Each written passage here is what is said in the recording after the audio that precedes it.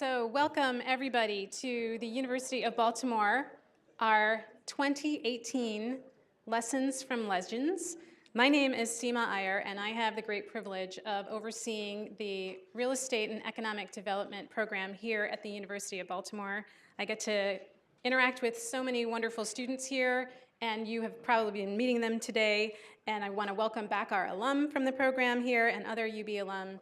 We have a program today that is just, it makes someone like me giddy. Women power packed, it's very exciting. Our honoree, Nancy, thank you so much for being here. You're gonna hear a lot more about Nancy throughout this program. But I'm gonna start off by handing it over to our Dean, Dean Murray DL, who will welcome all of you.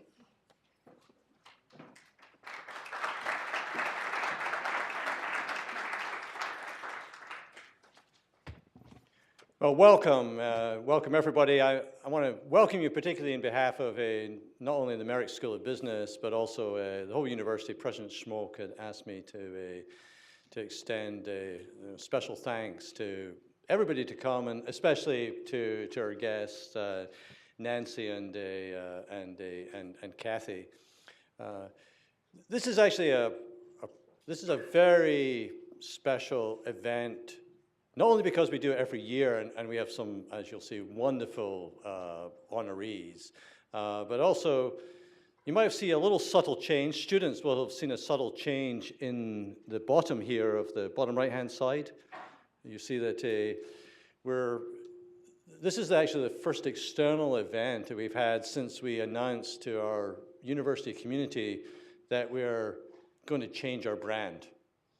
A lot of study, and I'm not going to go through the brand slides, but this will be the first event where, since we announced the brand, and I'm going to read, I'm not meant to do this, but I'm going to read a little blurb. It's meant to be used as a little, blurbs that you're meant to suggest, we're meant to memorize and then get in our own thing. So since 1925, UB has been driven by the transformative power of education. You know us, and alumni and students, particularly you know us because of our students, and our alumni impact industries and communities in Baltimore and beyond. We produce leaders who are ready to take what they've learned and ignite the world with purpose. And I can't really think of a better person to really introduce that as our honoree tonight, Nancy Rase, who's one of our alumni. So thank you very much, Nancy, for being here. You're going to hear a lot more from Nancy, and you're going to see, this power of impact. Among many things, as you know, the founder and for many years the president of Homes for America, but has had tremendous impact on communities, not only in Baltimore but beyond. Our logo still remains knowledge that works, but I know that to get events to work, it requires considerable effort, and I really want to thank obviously Seema, but also particularly our Real Estate and Economic Development Program Board and Larissa, particularly, who's going to come and talk to you, who chairs it. They do tremendous work on sort of forming the program, innovating around the program. So I really appreciate that as well. And I also appreciate our sponsors. Larissa's going to talk a little bit more about our sponsors, but particularly Crew Baltimore, who are our principal sponsors. Thank you very much. Thank you all. This is going to be a great evening, I know, and one where we're really going to understand how individual leaders, together with other people, can really impact our communities. So thank you.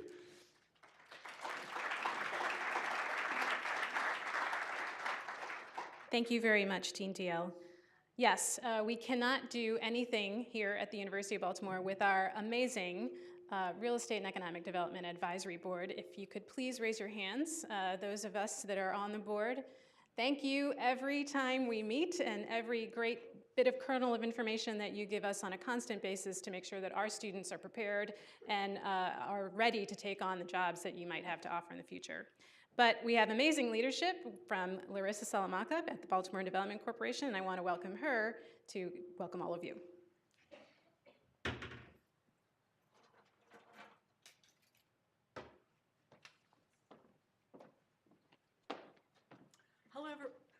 Hello, everyone. It's really great to see everybody here. I'll talk a little bit, I'll start by talking about the Reid Board, the Real Estate and Economic Development Advisory Board. It's a great group of people. I joined the board myself only about 2 or 3 years ago. But the function of our board is to provide guidance to the students. And the way we do that is some of us do mentoring with the students. All of us bring our professional experience in providing guidance for the type of curriculum that could be taught here at the university. The mix of people on our board include real estate development companies, real estate developers, banks, commercial brokers, asset management companies, construction companies, and a number of nonprofits that deal in economic development, in construction, and in development. And I really want to thank all of our board members for all the work that they've done in preparing for this and the work that they've done building up to this moment. I want to thank our corporate sponsors today, to start off with Crew, which is a fabulous, fabulous sponsorship, and we're very, very grateful to you for agreeing to be our sponsor. And the others include Enterprise Homes, Gallagher's Evelius & Jones, Habitat America, Homes for America, Maryland Center for Construction, Education, and Innovation, and Bob Adakovic and Seema Iyer. Thank you so much for the leadership that you've provided for the board over time. McKenzie Commercial Real Estate, M&T Bank, Our Homes Communities, Southway Builders, AB Realty, and Adapco. The other folks I really would like to thank is the university. And for the university to give this board, our board, an opportunity to channel our energy and our commitment to the students that are here at the university, and in turn, the community at large, Baltimore City, but the community at large in the region. I also want to thank Nancy for agreeing to be part of this event and your commitment to affordable housing, but in particular to partner with us to highlight your career as an example of the all various opportunities that there are for students in the real estate and economic development world. You will hear so many different things, so many different opportunities that you can't but think that this is great, that this is, I know that there is an open door for me someplace, somewhere here at home. And I'd like to thank everybody who's attending our session, and particularly the students, because you're really what it's all about, why we're even here. Your energy, your passion, your commitment, all your brain power is needed and valued. And we need you here in Baltimore, and we need you here in Maryland, and we need you in the world. I'd like to take this opportunity now to introduce Kelly Rivera. She is with Crew, our podium sponsor, and to give Crew an opportunity to talk a little bit about who they are and what they do in the area.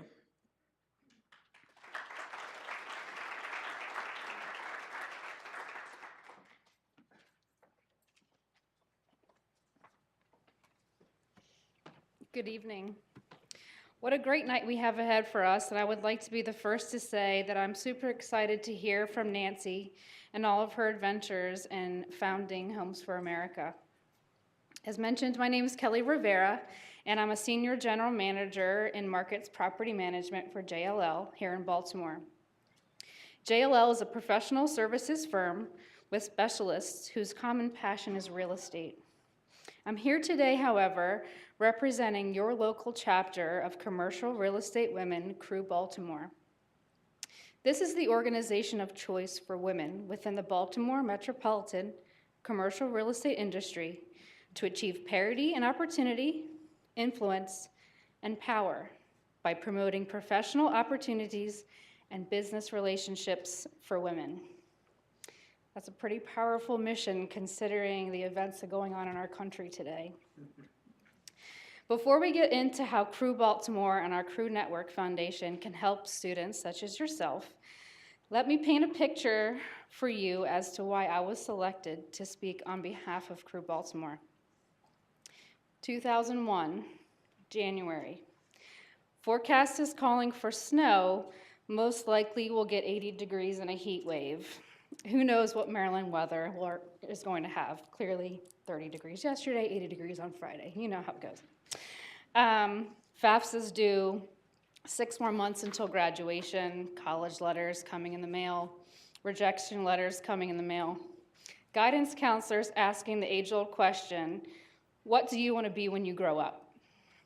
Well, in 2001, I wanted to be a chef. I wanted to wear the pressed white jacket with the embroidery on the lapel, making a peacock out of tempered chocolate. Right? Chef Kelly. I paid my dues waiting tables and hosting at an upscale restaurant, and I wanted to be the star. I sent in my application, and lo and behold, a few weeks later, I get the letter in the mail. The Le Cordon Bleu College of Culinary Arts cordially invites you to attend the fall semester. Congratulations on your acceptance. Wow. How did I do it? Where do I go from now? Well, I did everything I could not to get kicked out my senior year, finished up the last 5 months, and partied the summer away, as I'm sure most of you did your senior year of high school. August 24th, my birthday, move-in day. My car's packed, deposit has been paid, sent every last penny I have at the Bed Bath & Beyond on items that will never make it past rush week. I get into the car, turn on the radio, and sit. Something told me this journey was not meant to be mine. I'm not sure how long I sat there, but my mom said I came home the next day and enrolled at the business school at Towson University. Talk about a 180, but I will never look back. Fast forward 4.5 years, I get a job as an administrative assistant at a real estate developer's office in Columbia. Lo and behold, this small little outfit was an organization that helped develop what is now a thriving downtown Columbia.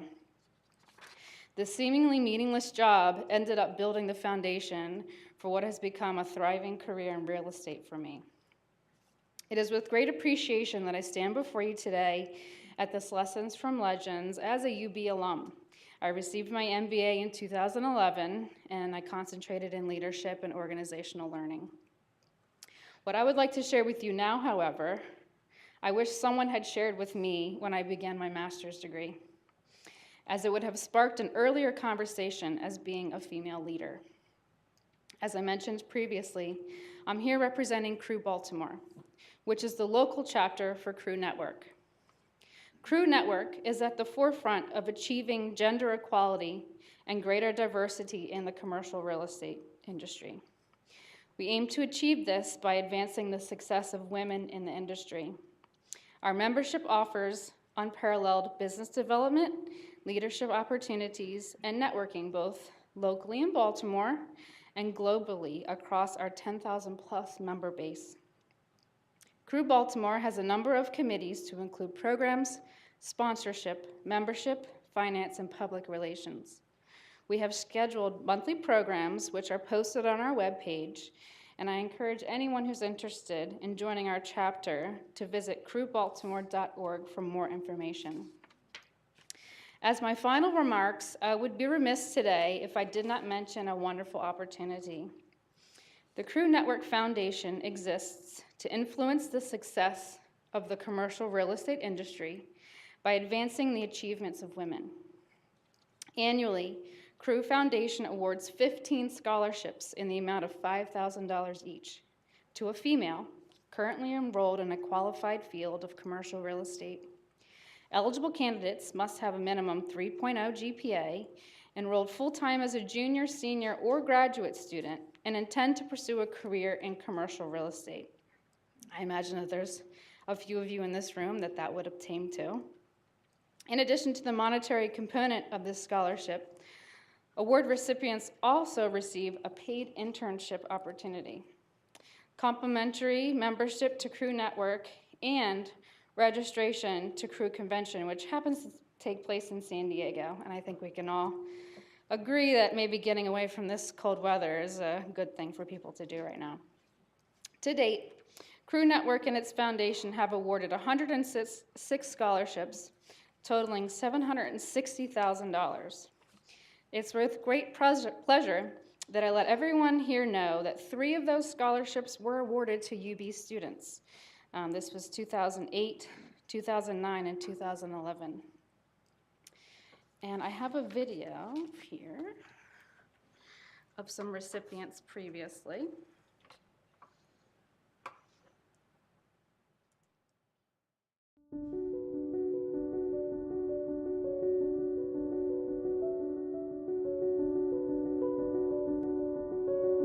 The Crew Network Foundation Scholarship has really given me the confidence in the workplace to kind of be on par with my colleagues. A lot of the people I work with are men, and having the network with Crew has really given me the resources and the networking opportunities to build my confidence and feel like I'm a part of the team at my firm.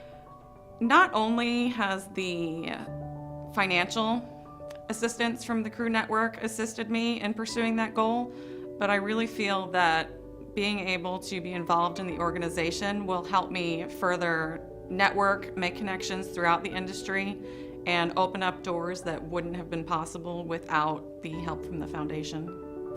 The scholarship has helped me because although I am a grad student, I don't have a full-time job. I work part-time, and finances aren't always easy. I definitely needed the support, and it's been amazing to not have to take out any student loans this year, and that's a large part due to the scholarship that I got through Crew, and I really appreciate it.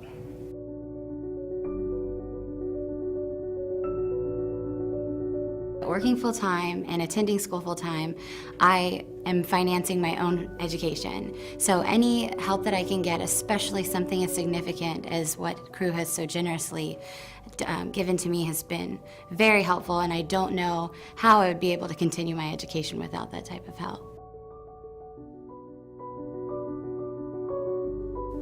This convention has been incredible. It's caused me to meet a ton of people and go out of my comfort zone and put myself out there and introduce myself to women that I've never met before. And I've been privileged to listen to amazing speakers and meet a ton of incredible women throughout the industry and get to network with people who actually want to meet me and they care about me and are offering me advice and help in positions even though they just met me, which is an awesome thing. It has been amazing to see so many successful women that are so welcoming and just here to share their experiences and try to make everyone else further their careers in ways that we would have never thought possible.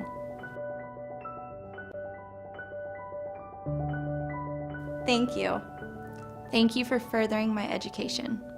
For allowing me to follow my passion. For helping me achieve my dreams. For empowering me to be the best. You make a difference. You make a difference. You make a difference.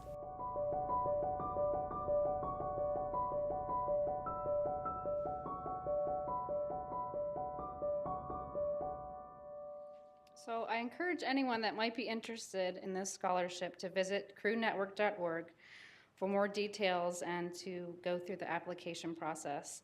The deadline to apply is April 30th, so we're running out of time, so make sure when you're done this evening or tomorrow, take a look at the website. That's all that I have for today. Thank you for your time, and I look forward to seeing some of you at any of the Crew Baltimore events.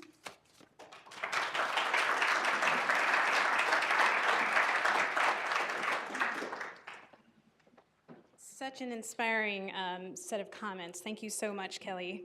And we need almost no introduction for the person who is going to introduce Nancy. Thank you so much, Chickie Grayson, who is President and CEO of Enterprise Homes. She's going to come and welcome Nancy. Thank you, Chickie.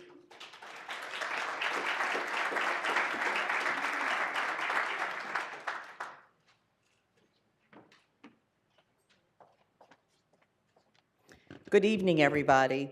It's truly an honor to introduce Nancy Rase. When I was asked if I would do this, I did it gladly and without any hesitation whatsoever.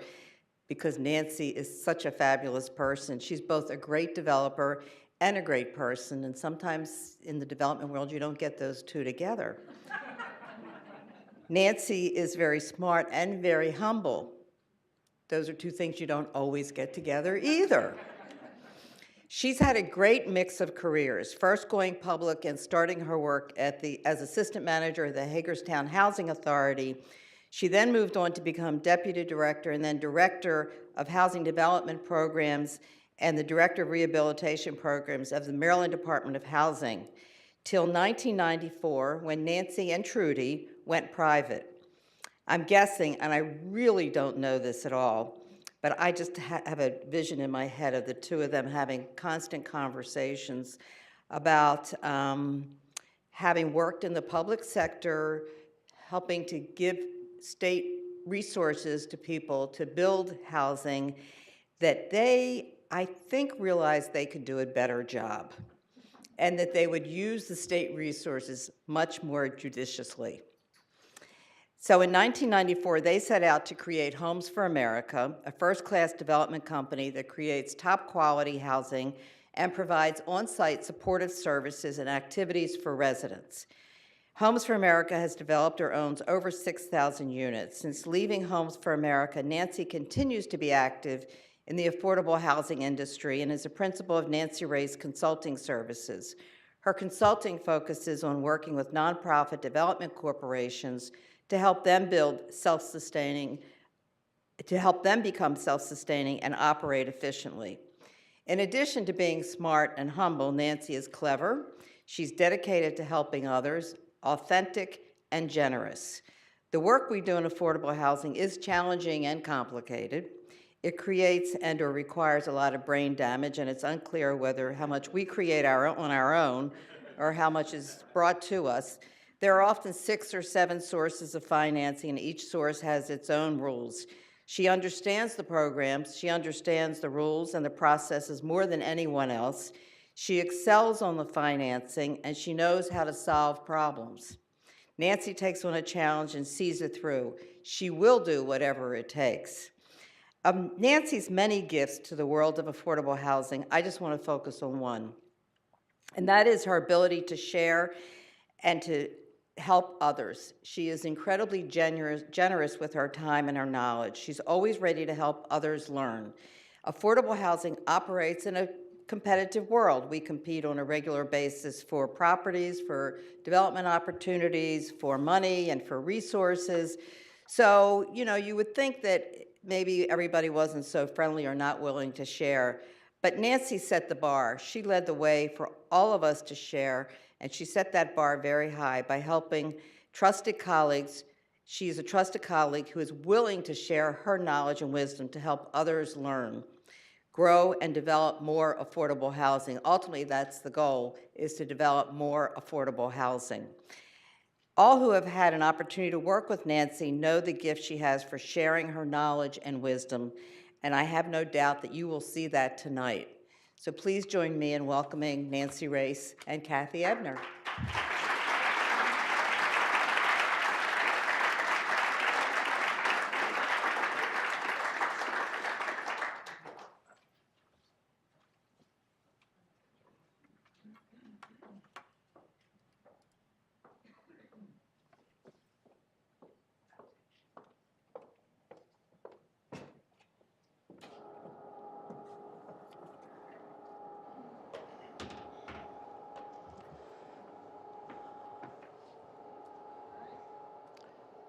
My mic on? Can you hear me?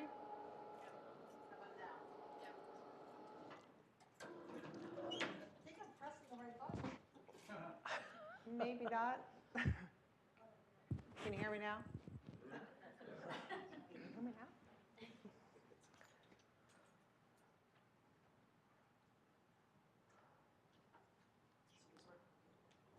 now? Yeah, I think I am. I hope so, anyway. Okay. So it's on now? Okay. So good evening. My name is Kathy Ebner, and I am so privileged to be here tonight. I have worked with Nancy for going on 16 years, all while at Homes for America, and really I've had the honor and the privilege to work directly under her wing. So Nancy, this is really a privilege and an honor to be sharing the stage with you tonight, and certainly through your mentorship, I have a lot of lessons learned myself, and I'm sure we'll touch on many of those tonight. So thank you for giving me the opportunity to be here. I was really comfortable and not nervous until Chicky and Kathy made their comments, and now the bar's way high. All right, shall we get to it? Shall we do it? Okay, so yeah, I think oftentimes, when someone is young and they're thinking, what do I want to do when I grow up? Sometimes they'll say, I'll be a chef, but not all the time they'll say, I want to work in affordable housing. So as Chicky had mentioned earlier in your career, you had worked for the Housing Authority of the City of Hagerstown. So how did that come about, and what first sparked that interest? It certainly wasn't an interest in the housing field, because I didn't even know there was a housing field. I was going to community college and working on a degree in math, having not a clue what I would do with a degree in math, but I liked math, I liked numbers. And I just was doing some advertising design work on the side to make a little money, pay the food bills, and someone asked if I would design a logo for the Housing Authority, and I said, yeah, sure, whatever the Housing Authority is, I could figure that out. I must have houses and things. So I did that, and they must have liked it, because I went online and looked, and they still use it. I was real cheap, so they got a bargain. And after I was finished, they said, we're looking for someone to fill a position here. Would you be interested? And I said, sure, why not? They seemed like nice people, and so that was my introduction to the housing field. And it was really great, because it was an opportunity for me to learn a lot, and and the thing I learned most was that when you're starting your career and you join an organization, anytime they say, we need this done, you say, I can do it. And anytime they say, can you do this? I said, yeah, I could do that. And whether you can or not, you figure it out. And I think, most people are a little timid when they start their career, and I probably was too for a couple weeks. And then I learned that the way to get ahead, the way to succeed, was to do things. And so I did everything we could do in the Housing Authority, and it was a pretty broad spectrum of things back then. So I learned a lot about the housing field. And you ended up having a specific interest and certainly an expertise in housing finance, and really developed that once you transitioned to the state. So so you went from sort of the local government to the state government. Sort of how did that happen? And that happened. Actually, we did something rather unique at the Housing Authority, which was we developed public housing, but a nonprofit in the city who had no staff or experience or capacity got control of a hotel in the downtown Hagerstown that they wanted to convert to senior housing. And so they came to the Housing Authority and asked if the Housing Authority would assist them through the process. And that gave me more opportunities to say, I can do that stuff. Nothing to it. So I got exposure to the bond financing that the state provided, the State Housing Finance Agency provided to finance that project. And I fell in love. That was I knew that's what I wanted to do. I wanted to be in the side where the housing was financed. I mean, I liked helping the people. I liked working at the Housing Authority, but that's where I found the thing that I loved, and that was the beginning of my career, because they offered me a job at the end of that process, not in finance. It broke my heart. It was as a housing management officer, but I said, well, I'll get in the door down there. I know they finance stuff, and I can become part of that. So I took a job as a housing management officer, and lasted 6 months till I found something better to do there. And while you were at the state, you were certainly involved in a lot of major accomplishments, building buildings and doing certain projects. Was there any one in particular that sort of stood out as being your most proud, or were they sort of all your babies?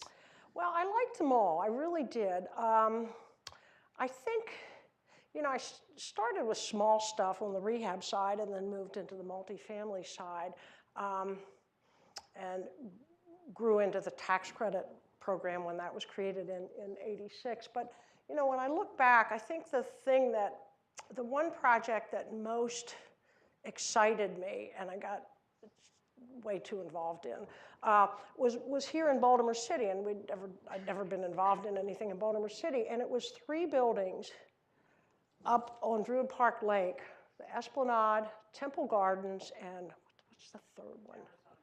Thank you, Emersonian. And we had a developer come into us looking for financing for those, and they were 3 of the most physically fantastic specimens I'd ever seen. And so to be able to be involved in financing the renovation of those, and the bonus of providing some of the units as affordable to lower income households, I think was a huge accomplishment. I believe since I was there, it's probably been financed 3 or 4 times more. But you know, to do it the first time in modern times was really very cool. Yeah, you certainly had a long, accomplished career at the state. And while there, you worked with Trudy McFall and made the decision then, and after working many, many years with Trudy, in 1994, the 2 of you decided to leave the State Housing Agency and form Homes for America. So, you know, what led to that decision after spending so many years at the State Housing Agency? Yeah, a lot of late nights over beer and wine, but I think the final catalyst was really a combination of 2 things. One, right from the beginning, we knew we could do it better than it was being done, because the nonprofits at that time in this area, didn't have scale. They didn't have a lot of capacity, and they were working in just little neighborhood projects that they do one every 3 or 4 years. Well, that doesn't work. You can't live off of that. And so we knew we could do it right. And then the timing opportunity just opened up like the sun coming out. It was the end of the Schaefer administration. No, it was the end of the Glendenning administration, 2 administrations. And, you know, having been through 1 administration change, 2 administration changes really, you know, Hughes to Schaefer to Glendenning, the prospect of another one was dismal. I mean, every time there's a new governor, there's a new secretary, and you got to do everything over again. You know, nothing's right from the previous administration. So didn't want to do that again, especially considering the prospects of who would be governor. And then they made tax credits permanent. And that was like the final straw. I mean, you know, we knew that the tax credit program was a key financing resource to make the nonprofit that we wanted to run successful. And we just looked at each other and said, let's do it. And we did it. We just left and did it. Probably the dumbest of it.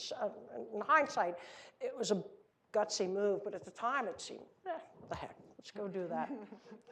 So, and Homes for America is a 501c3 nonprofit organization. Yeah. And I think, you know, the term nonprofit can be confusing to some. In fact, you have often said that being nonprofit is a tax status, not a business strategy. So what do you mean by that? And why did you choose to create a nonprofit and not a for-profit organization? Well, first I have to give credit for the comment, not to me, but to Deborah Schwartz with the MacArthur Foundation. She often starts many of her presentations that way, and so I stole that line from her, which is a good line. So, yes, I mean, quite simply, a nonprofit organization is an organization that doesn't have to pay federal taxes or state taxes. But it is a business, and it needs to be run like a business. It needs to have a stream of income that supports it. There are those that believe nonprofits can be sustained on fundraising. I'm not one of those people. I don't believe that's a sustainable business line. That's not a business. That's begging, you know. And I think a business is a business. You have a structure. You have a plan, a business plan that says, here's what I'm going to do, and here's when I'm going to do it, and here's how I'm going to do it, and here's what it's going to lead to. And that's the key to success. And just getting nonprofit status doesn't mean anything. You know. And certainly over the years, Homes for America has achieved remarkable growth. And in fact, the organization is really poised to even enter a new era of growth and stability. But sort of looking back on those early years, I'm sure it was sort of living, day to day for a while, week to week. And when was it that you felt like operations had really stabilized and you're sort of solidly on that growth projection? At what point was that? Well, I think it was probably really 7 years into it. I mean, the first year there wasn't anything. I mean, Trudy thought she was getting paid when we reimbursed her for mileage because we didn't pay ourselves. She was driving all over the place, just making good money, and better money than me. I was in the office running numbers. No, so, but I think it was about the 7-year point where I didn't make less than staff. We had sort of a structure that made sense with a hierarchy of salaries. We weren't paying the salaries that we were able to pay now and in more recent years, but we had revenue coming in on a steady basis, and not earned, but received. That's one of my big biases. I mean, revenue earned is wonderful, cash in the bank is what you need. And we had reached that point, I think, by year 7, and then at that point, we realized that the way we were doing it didn't quite work. We were living off of development fees.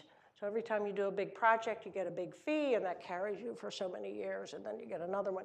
And so we were fortunate enough to be given a big sum of money, for us, a big sum of money. It was almost $2 million from a PRI, it's called a program-related investment, from the MacArthur Foundation.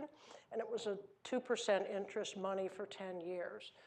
And that's when we really hit the big time, because we were able to leverage that money in significant ways and grow the organization. And that was the huge turning point for us. So of all the 80 projects, communities that Homes for America has developed over its years, is there sort of any one that really stands out as a major accomplishment? Or is there something about sort of the historical operations of Homes for America that you really feel was a great accomplishment? And what about any significant challenges? I loved every project we did except one. There was one that was cursed, and Dana's laughing because she was cursed by it too.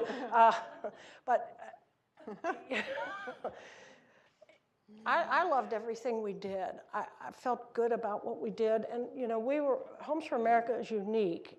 We don't have a model deal that we do. We don't do an 80-unit elderly building that we plop on land all over the country. Everything we do is unique and tailored to the neighborhood or the town or the city that we happen to be in. So we have, maybe not wise, but a project that only has 17 units in McConnellsburg, Pennsylvania. It serves a great need there. And it's a wonderful community. And then, we have 400 units in Hagerstown, Maryland. That's the one. Going back to my hometown and doing the largest project we ever did, that probably means a lot to me. That's ego, isn't it? Forget that one. So each project meant a lot. It really did.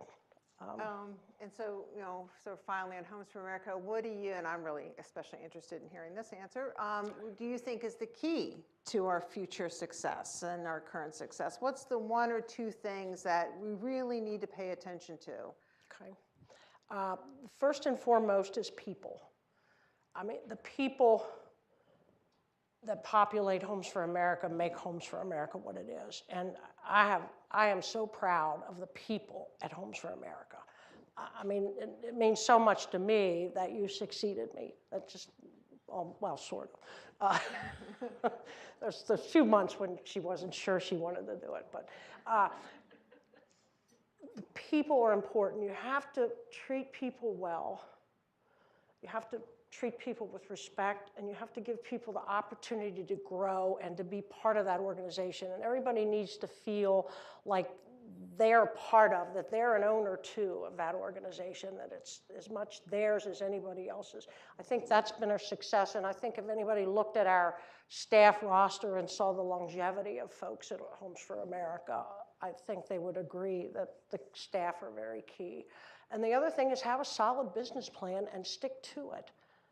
You can't, you know, you have to be flexible with your business plan because the environment changes, particularly in the affordable housing world. There's always new policies at the federal level. You know, you're just getting the hang of some program and damned if they don't cut it and there's no more money for that.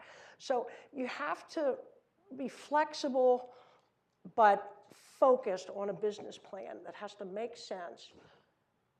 And sort of shifting to policy, you bring up policy. So, you know, you certainly have had many successes at the local and state, you know, policy level, enacting changes, really being instrumental in some significant policy changes. So, you know, how did your career experience sort of relate to that, and how, you know, how did you end up having that interest in policy work? Well, I was really fortunate that in 1986, Governor Hughes decided to make housing a priority. He was on his way out. That was the end of his 8 years. And he decided to make housing a priority. And there was a lot of focus on the areas, the finance areas where I was working. And so I really got to participate firsthand in helping to craft new programs, ideas and concepts for new programs that would fill a gap that wasn't being addressed, and to get some larger sums of money, like the rental housing production program and some of the programs that all of us that are in the business live off of now, enacted with the legislature. And fortunately for me, Trudy and her boss, the Assistant Secretary Ardith Cade, both included me, very generously included me in all the hearings and the drafting of the bills and all that work. And I really came to like that. Not as much as finance, but I liked that. And I felt I added a practical aspect that a lot of our housing laws didn't have. And I think that's what was so unique about that contribution of yours, is that you could take that practical knowledge, that on-the-ground experience, and really relate it to sort of a bigger policy level. And that was, you know, very important, valuable contribution. Continuing down policy, and I know for the students in the room that may be interested in housing finance, so you had mentioned earlier about the low-income housing tax credit program, and certainly that the vast majority of our portfolio is financed with that, and it is certainly the key tool for affordable housing development. So can you talk a little bit about the unique features of the program, and also talk about how the recent federal tax legislation that was adopted in December affected the program? Okay, well, so first off, you have to understand the tax credit was born out of what we thought was the end of our world. And that sounds dramatic, but the housing finance and affordable housing finance industry had survived and thrived for many years by state agencies and local agencies issuing tax-exempt revenue bonds to finance housing, and investors selling, or owners selling the passive losses in the operations of that housing, the depreciation and all that stuff that accountants know about. And that was our world. And well, forgot something very important, Section 8. We had HUD Section 8 contracts that we could marry to the financing, and we built big, beautiful, hugely successful projects. But what could go wrong? You had low interest financing, and you had income stream to support that housing. In 1986, we had what we had this year, a major tax law change, and they took away passive losses. And that brought and the Section 8 was no longer funded for new construction and substantial rehab. And that just killed our world.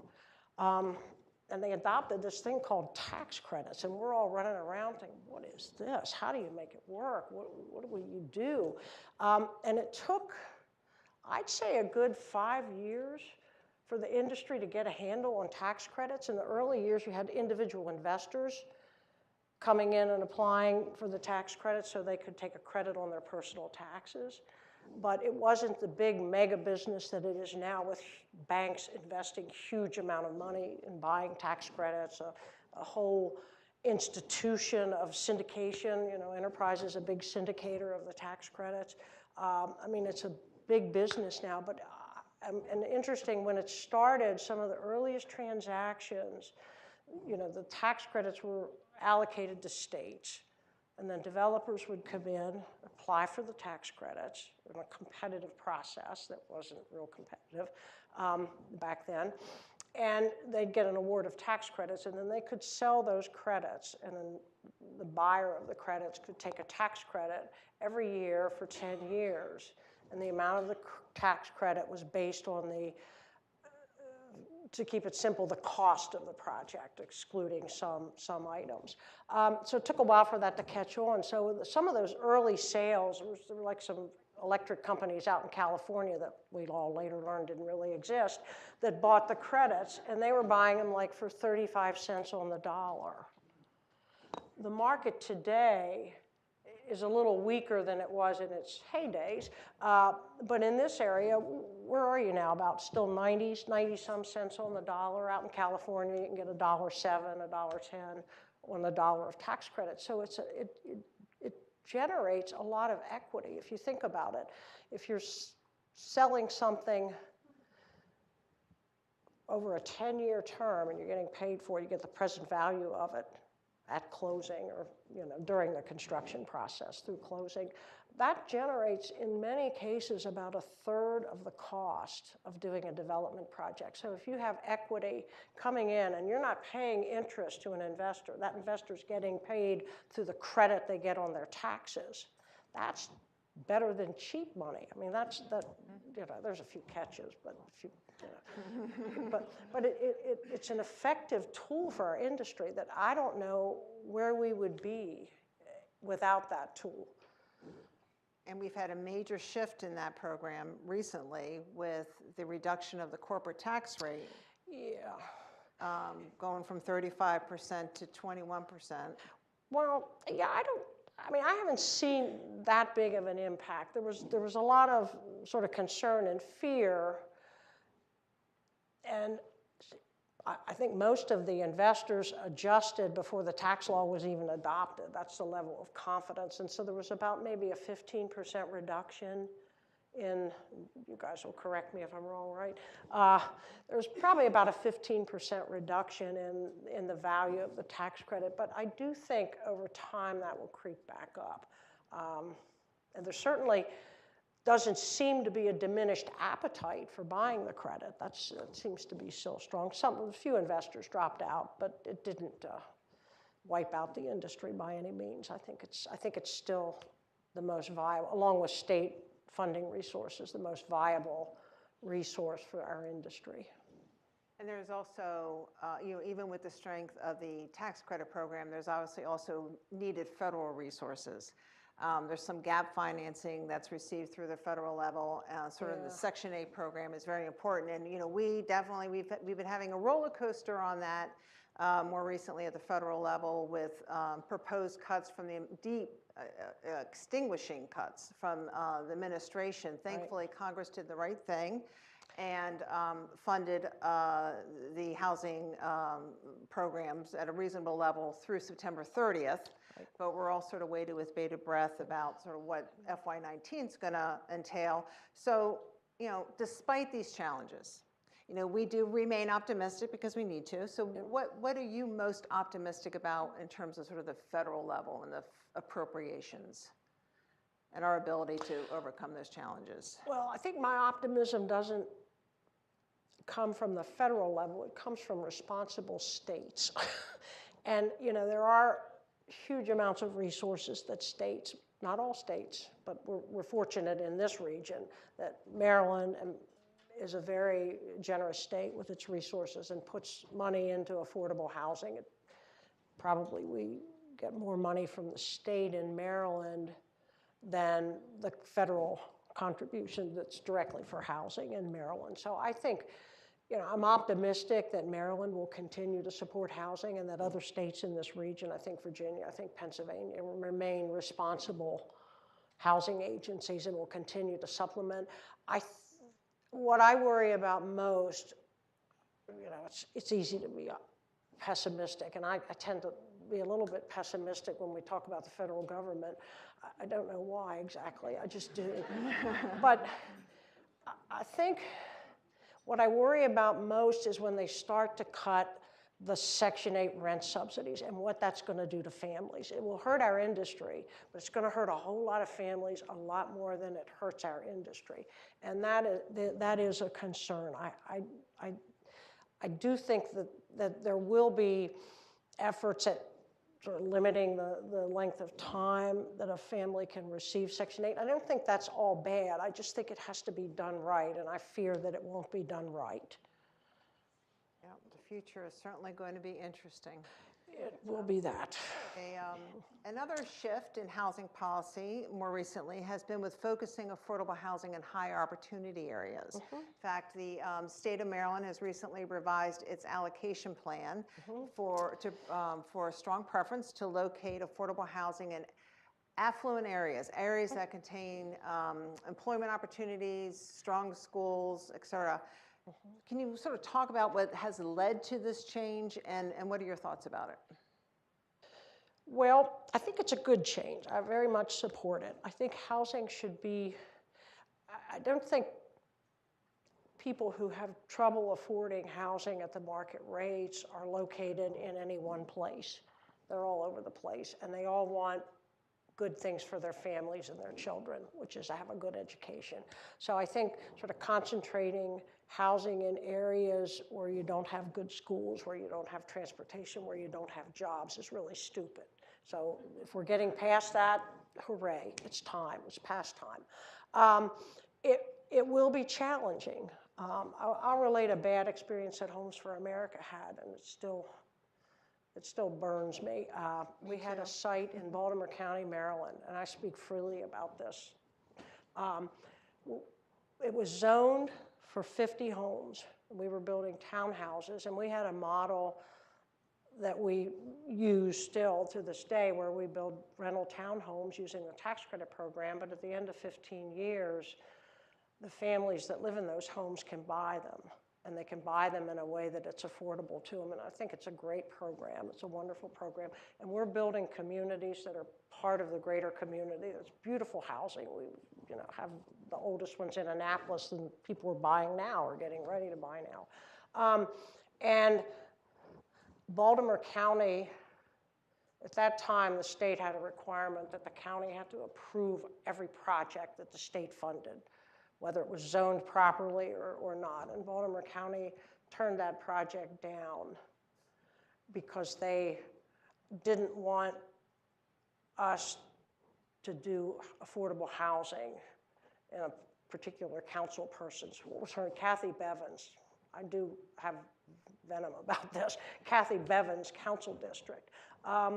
So the council, Baltimore County operates, and if I offend anybody, I'm sorry, Baltimore County operates under the feudal system. So everybody votes with the person that's their district, whoever's district it is, that's the way the vote goes, whatever that person wants.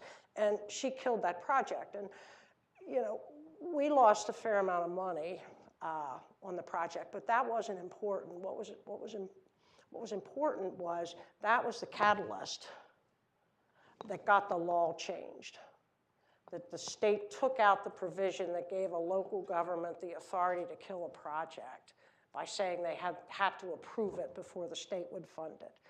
And, so that law change put an end to, I guess, overt discrimination against affordable housing. Now, is there still underlying currents? Are there still challenges? Absolutely. You will go into a jurisdiction like Baltimore County, you won't get cash, you won't get funding, you won't get a pilot from them. Payment in lieu of taxes, which is something that helps make housing more affordable. But they can't be as overtly discriminatory against affordable housing as they have been in the past. And so I think that's a good thing. And I think developers should find the nicest sites that they possibly can in the best neighborhoods in the state and build, build, build. Shifting gears a little bit then to the advice for the students in the room. You know, you have a lot of experience certainly to speak from, and in specific, in terms of affordable housing, you know, what, from both an academic standpoint as well as a personal attribute standpoint, like what are the skills that you think are most important to really succeed in the affordable housing field? Okay. Well, I mean, affordable housing is such a broad field that sort of just about any skill set can find a right place in the field, and it is a wonderful field. But for those of you, I mean, a lot of folks here are probably in finance, and, you know, finance is finance, whether it's affordable or whether it's not. There's different sources, learn the sources, but don't be overwhelmed by the fact that, oh, that's different than just going to get in a bank and putting in 20% equity and doing a deal real easy. Don't be intimidated by terminology, because every industry has its terminology. Just learn it, you know? Don't be intimidated by the breadth of the field. I mean, there's so many things you can do in affordable housing. You can be the lender, you can be the syndicator, you can be an investor in a few years. Give yourself a little time. You can be a developer, that's the best. You know, you can finance. It's just, you can be in the public sector. The public sector is a great learning ground. If you get an opportunity to be in the housing department in the public sector, don't ever turn it down. Take it as a job starter. Because it gives you a huge breadth of experience you won't get anywhere else. And always remember this, if somebody says, can you do that? You say yes. And then figure out how to do it right and do it, because you can do it. There's no two ways about it. If you can get through this program, you can do anything that they put out. Not to worry, you can do it. And that's what you have to do. You know, don't be cocky. That's not good. Don't be arrogant, but be confident. You know, be confident. Don't push at people and say, it's time for my next raise, I need to advance, I need to get ahead. But always be the one that says yes when they ask if you can do something or if you will do something. Just say yes. And it'll get you to the top faster than any other technique you could dream of, unless your family owns a business that might be another route you could think about. You mentioned both the public sector and the private sector, and obviously you have a great deal of experience in both. So how would you sort of compare and contrast the two? Like what are and starting out early in your career, do you recommend public first and then private, or you know what do you think about the transitions? Yeah, I mean, I did public first and then private because I learned so much, and the public sector is certainly reliable. You're going to get your paycheck. You're going to be treated the same as everybody else. You're going to have a breadth of opportunities that you might not have in a small private firm. I never regretted my years in the public sector. I actually think I thrived in the public sector, and you learn a broader spectrum of the field in the public sector, because you know in the private sector you don't touch policy too much, but that's a really good thing to know and understand and be involved in. Now there are organizations like Enterprise at the sort of partners level where there's a lot of policy work and emphasis, and a few others in the country, but for the most part most of the policy around our field is generated at the state and federal government levels. I never worked in the federal government. I can't speak to that. Unless it's a really good housing authority, that might not be a route to go these days. But the state housing finance agencies, the housing departments of local governments, those are great opportunities. Or start out with a small development firm and somebody that's going to teach you the ropes all the way through and support you and help you. And one thing too, I guess, sort of for-profit, non-profit, just everybody thinks, how much money am I going to make? Well, that's not irrelevant to young people looking at a career. Obviously, you want to know you're going to go somewhere. So the things you have to weigh in that regard is sort of the state system if you're there long enough and you make that a career, and the federal system too, the retirement at the end is really nice. Just, you know, if you're only going to be there 10 years, 12 years, it's okay. It's a little extra, you know, but you know, you're not going to be wealthy, you're not going to be rich, but you have a good lifestyle and a nice, you know, retirement. In the private sector, a lot of people think, well, I have to work for a for-profit to make the money. That's not true. The nonprofit sector has become more competitive with salaries, and you know, not the small community-based nonprofits as much as the more regional or national nonprofits in the field, but there are opportunities to work in the nonprofit sector, you know, to do good and to make a really good living and build a good retirement. What you don't have is ownership personally. So, you know, you don't have the ability to sell off all your properties and retire and, you know, go away on a sailboat to the islands for the rest of your life. And so those are considerations you have to make. But my personal opinion is that the nonprofit sector in the affordable housing field is the most rewarding career anyone could ever ask for. I could never have had a better career. I can't even envision what it might have been. Even if I was the best tennis player in the world and played at Wimbledon, and I do love tennis, it wouldn't have been as good as this. No. And so expand on that a little bit. So, you know, specifically in what way? And it's true that I think most people that are in the affordable housing field will say they do it with such great personal reward. I know that's true with myself. So what about it do you think is just so personally rewarding? Well, boy, all you have to do is go to an affordable housing project that you help develop and see how much the people that live there appreciate what they have. They have a nice home. They have a rent that they can afford. In some cases, they have an opportunity to become a homeowner, which is really big in some areas. But you know what they all say? Not the seniors, but you know what my kids are doing better in school. And that is so important because that changes the whole dynamic. That breaks the cycles. You know, if the children have the school opportunities, you know, they do what I do. I'm the first person in my family to graduate from college. Next generation, every single one. And so you need things that break patterns, that set examples. And that's what the affordable housing industry does for people who are struggling to make ends meet and raise their families.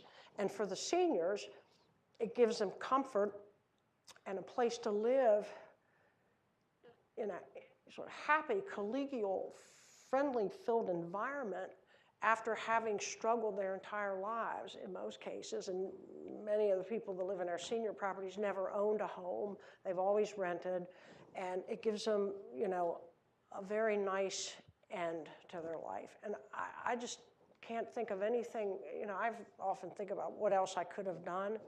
And I don't really even want to think about what I could have done. I think about what I did do, and I feel good about it, you know. As you should. Plus all the nice people I get to meet and work with, which is pretty nice. You know, because I didn't pay Chicky to say that. Well, as you should. I mean, you certainly have a remarkable accomplishment and, you know, just a stellar record in the field, and, you know, very proud of all that you have created through Homes for America. Well, you're my most proud accomplishment. Yeah, Nothing makes me prouder than knowing that you're running Homes for America now. well, Thank you. That was a great partnership. Well, thank you. Thank you. Thank you so much, Nancy and Kathy, for such amazing conversation. I want to introduce our board member, Willie Moore, and I also want to bring up Trudy McFowle to say some concluding remarks. No, stay with me.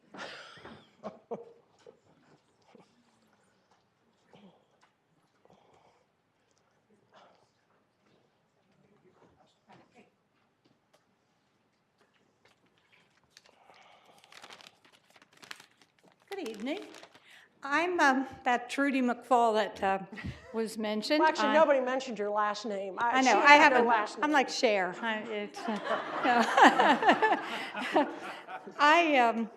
I'm the chairman and co-founder of Homes for America, and I have known Nancy and worked with her on an almost hourly or daily basis since 1981, when I came to direct the state's housing finance agency.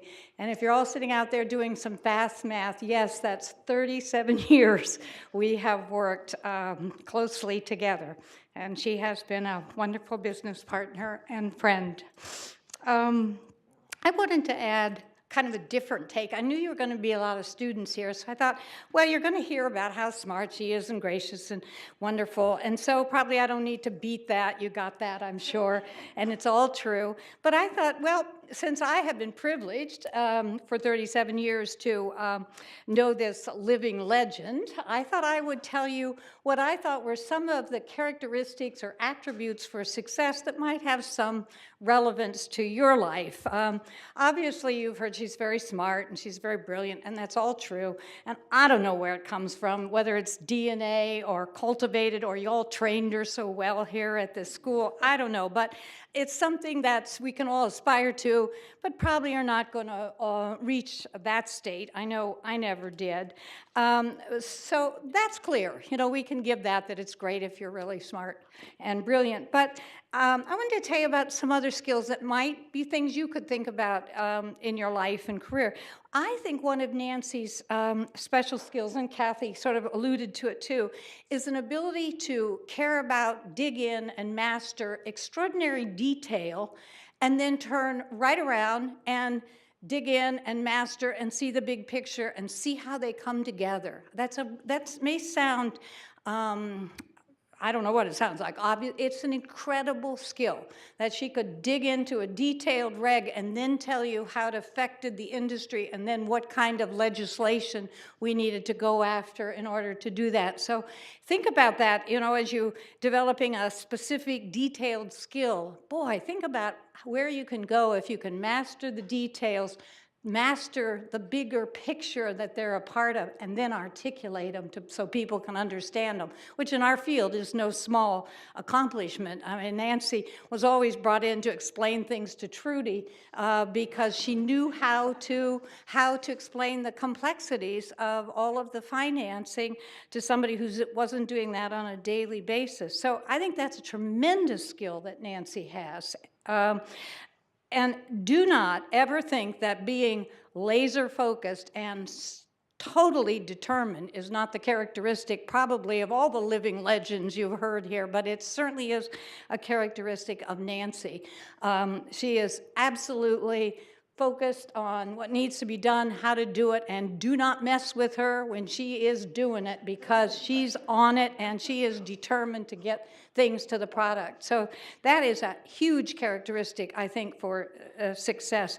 And the willingness to take risks, man, that's a biggie, especially if you're entrepreneurial and starting, as we did, a business. Being able to assess and be smart about risk, but then being willing to take it on your shoulders. You're going to carry that. You're going to create payroll. You're going to have staffs whose lives are in balance for your being able to run a smart business. Man, that's tough duty, and being able to combine that. And I know it was stressful and tension and made her grumpy sometimes even, but man, that is a huge ability to do both in public sector as well as private. And lastly, just plain old, do not confuse any of this with the bottom line that this is the hardest working person in the world.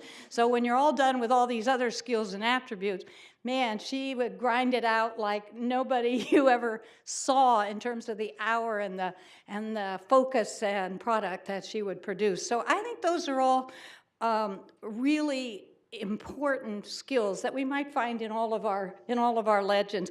Lastly, I want to tell you what my advice from my life with Nancy, which is find smart people. Seek them out everywhere in your life, at work, at home. Find people who seem to you really know what they're talking about, really sensible, and wherever they are, up, down, around, anywhere in your organizations or life, and set aside any pride that you think you know stuff, you know, and go ask them, and listen and learn and take advice, and cherish them and acknowledge them. And I know that that was what Nancy brought to my life, and I think it's a really essential element in a complex field. You're going into a complex real estate field. Nobody can know it all. It takes a village, and if you got smart people, go find them and go use them and build your successes together. So that's what my experience with Nancy Rase is.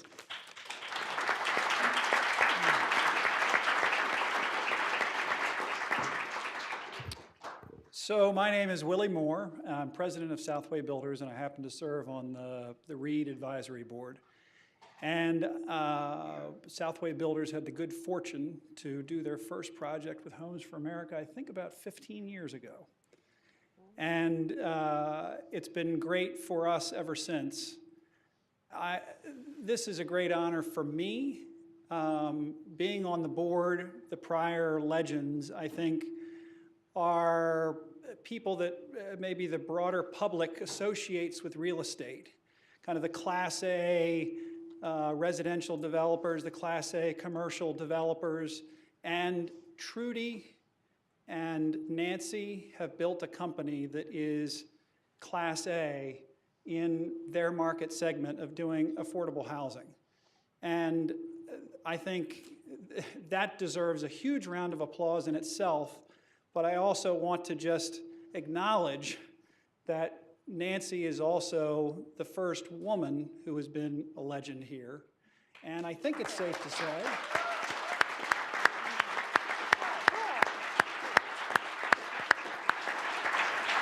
and I think she is also the first legend who is actually a graduate of UB.